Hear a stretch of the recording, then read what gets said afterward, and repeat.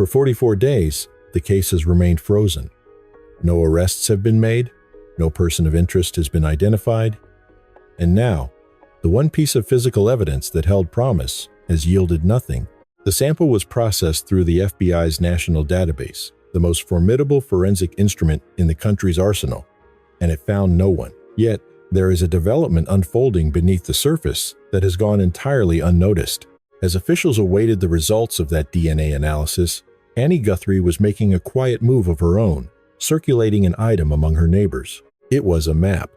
A retired FBI agent who has now examined it believes it could hold the key to a question that has haunted this investigation from the start, the question of how he vanished into thin air. The contents of that map could fundamentally alter the entire narrative of this case. Within the last 24 hours, the investigation has shifted on 3 distinct fronts simultaneously. First, the cadaver dogs have been withdrawn. Second, the family home has been released from police custody. And third, the DNA, the critical evidence that has been under analysis for weeks, has returned no match from the federal database. 3 significant signals all on the same day. When a case pivots so sharply on multiple fronts at once, it means a profound change is underway. The critical question, however, is whether this movement is progress or a retreat into uncertainty. The Puma County Sheriff's Department acknowledged all 3 of these shifts occurred within the same narrow time frame. From the outset, Sheriff Nanos has maintained his investigators are getting closer, but he has never defined what, exactly, they are getting closer to. What can be stated with certainty is this: an investigation that had been static for 6 weeks has now entered an entirely new phase, and the very evidence that was expected to provide a breakthrough has instead come to a dead end. The question then becomes, what is the state of this investigation now?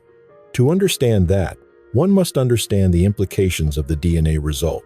CODIS, the Combined DNA Index System, functions as the FBI's national genetic database. It archives the DNA profiles of convicted offenders, arrestees, and unidentified forensic samples gathered from crime scenes nationwide. When a new sample is submitted by law enforcement, the system automatically scours its records for a match. The DNA from Nancy Guthrie's residence was submitted, and the result was negative. A failure to match in CODIS is not the end of the line for an investigation. It points to a very specific set of possibilities. It suggests the individual whose DNA was discovered in that house has no prior felony convictions in the United States and has never had their DNA collected upon arrest. There is, however, another possibility, and it is a critical one. The sample itself may have been too compromised or contaminated to yield a profile clean enough for the system to analyze effectively. And indeed, what authorities recovered from inside Nancy Guthrie's home was far from a clean sample. It was a complex mixture of the genetic signatures of multiple people overlapping one another. A commingled sample of this nature presents one of the greatest challenges for a forensic laboratory. This complexity is precisely why an expert named CeCe Moore was called upon. CeCe Moore stands as one of the nation's foremost experts in forensic genetic genealogy. Her work has been instrumental in resolving over 300 cases through the use of investigative genetic genealogy, a method that bypasses the need for a direct CODIS hit. This technique constructs a potential family tree by utilizing partial DNA markers, tracing connections outward from distant relatives whose genetic information exists in consumer databases like 23andMe or Ancestry. The process is painstaking and slow. It is exponentially more complex, yet it has successfully identified suspects who were invisible to traditional DNA methods. The very fact of CeCe Moore's involvement is a significant indicator. It signals that investigators are not abandoning the DNA evidence. They are simply finding a way to circumvent the obstacle that CODIS has become. This alternative path, however, requires time, weeks, or potentially even months of meticulous work. But while that intricate analysis unfolds in a distant lab, a tangible change occurred back in the neighborhood, a change that largely went unnoticed. The crime scene tape has been removed. After 44 days, Nancy Guthrie's home in the Catalina Foothills was turned back over to her family. This was confirmed by 2 separate federal law enforcement sources. The very residence from which she vanished in the pre-dawn hours of February 1st is no longer an active crime scene. Her family is now permitted to re-enter. Consider the weight of that for a moment.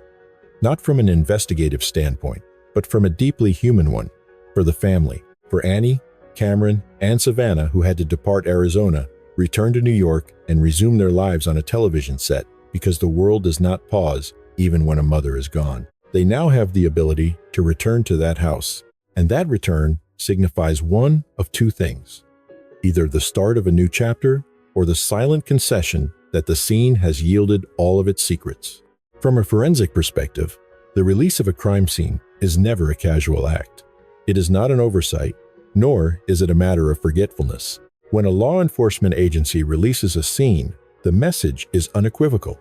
It means they are confident that every piece of potential evidence has been extracted from that location.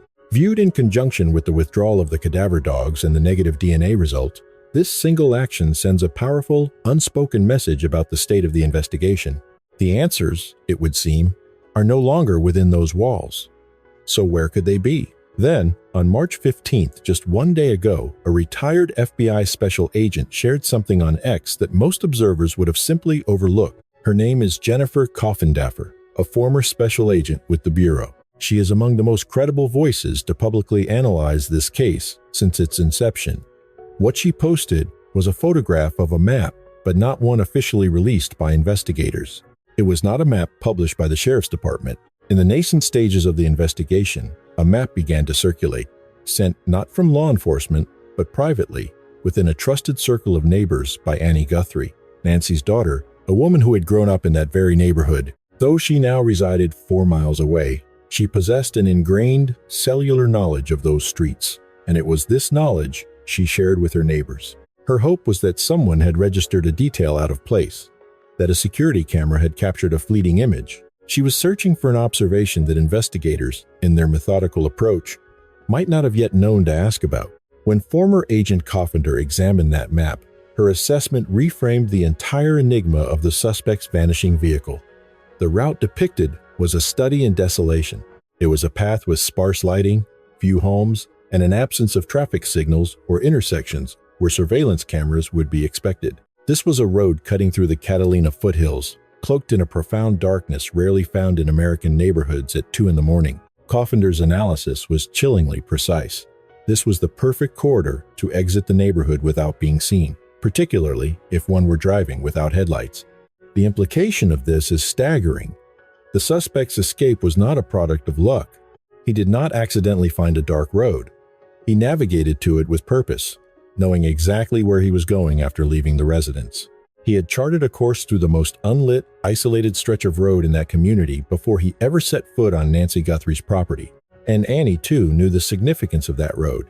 It was the reason she sent the map. She wasn't merely asking for assistance. She was directing the gaze of investigators, and anyone paying attention, toward the specific darkness she knew so well. It has since been confirmed that the FB1 made a specific request to neighbors for any available footage from January 11th, a full 3 weeks before the abduction. This is not standard procedure. Law enforcement agencies do not request surveillance from a particular date without a compelling reason.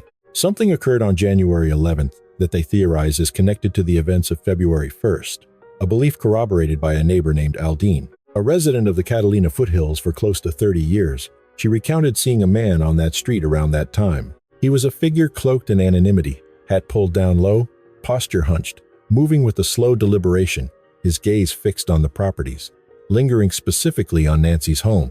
In a neighborhood where a stranger is immediately conspicuous, he was an anomaly. He had been there before.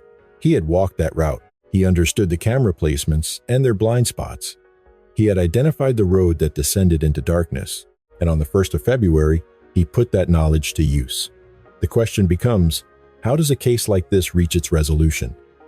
Retired FBI Special Agent Jennifer Coffindaffer has been unequivocal on this point. The DNA provides one avenue, but it is a slow and methodical one. Genetic genealogy is a proven tool. CeCe Moore's work confirms its power, but it requires time, a luxury this family may not have. As Coffindaffer stated, the primary path to solving this case likely does not originate in a laboratory. It originates with a person, someone who knows this man, a girlfriend who registered an inconsistency that she couldn't explain, a relative who discovered something they were never meant to see, someone who has been shouldering the immense burden of this knowledge. And that person is now faced with a $1.2 million reward, with fewer and fewer reasons to maintain their silence. The reward fund currently totals $1.2 million, with $1 million from the Guthrie family, $100,000 from the FBI, and additional contributions from Tucson Crime Stoppers. This is not an insignificant sum. It is a life-altering amount of money, and Coffindaffer believes this figure is the key. She theorizes that the financial incentive, combined with the corrosive weight of guilt, will eventually become an unbearable pressure for someone close to the suspect. A judicial decision is also imminent, expected as early as Tuesday, on whether the United Cajun Navy, a volunteer search organization offering 25 specialized canines, thermal drones, and a 41-page operational plan, will be granted permission to join the search efforts. Sheriff Nanos had declined their offer without providing a response, a decision a judge may now overrule. Should that ruling pass, the physical search for Nancy would expand on a scale not seen since the initial days of the investigation.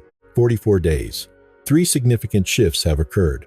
The dogs are no longer on site, and the house has been released from crime scene status. The DNA profile yielded no match in the system, yet Annie's map remains, and its contents a dark road, a void of cameras, an absence of light, and witnesses are profoundly telling. It reveals more about the mind of this suspect than anything a sheriff has articulated from a podium in 6 weeks. This was meticulously planned. He possessed an intimate knowledge of this neighborhood. He knew that road, and somewhere, someone knows him.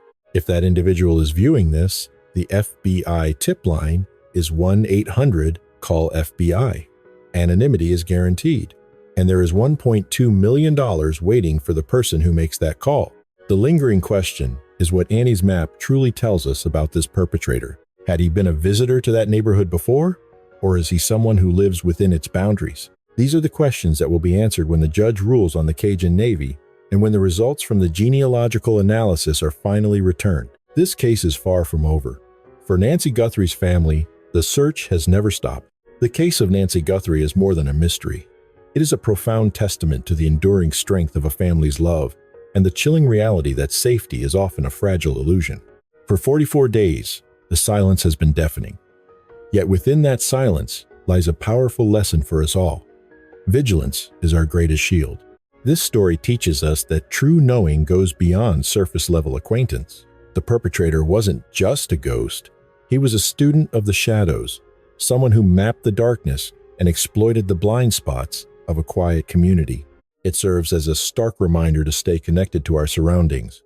Whether it is noticing an unfamiliar figure lingering on a sidewalk or sharing a private map with neighbors, your intuition is a vital investigative tool. But perhaps the deepest lesson is one of unwavering hope. Despite the dead ends of science and the withdrawal of search teams, the Guthrie family remains unyielding. Their $1 million plea isn't just about a reward, it's about the value of a single life. The lesson: never underestimate the power of your voice. Somewhere, someone holds the missing piece. If you see something, say something. In the battle between darkness and light, silence is the only territory where justice loses. Let Nancy's story inspire you to look out for one another, for the strongest security system in the world is a community that refuses to look away.